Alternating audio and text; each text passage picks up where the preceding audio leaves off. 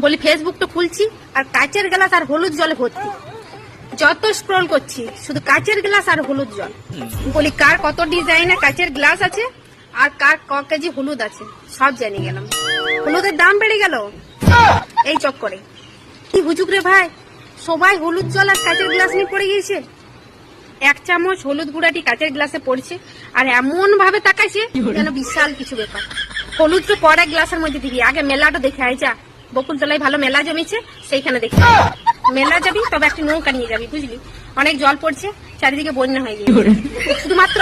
শুধুমাত্র আমি বাদে সবাই বানাই লিয়েছে এই হলুদ জলের ভিডিও। কার ঘরে কেমন গ্লাস আছে আমি শুধু সেইটাই দেখছি। তবে বিয়াতে এতদিন যারা বলেছিল যে কাচের গ্লাস কাচের বাটি বেকার ফালতু কোনো কাজের লয়, এতদিনে বোঝা যাচ্ছে যে কাচের গ্লাস গুলা দিয়ে সার্থক হয়েছে।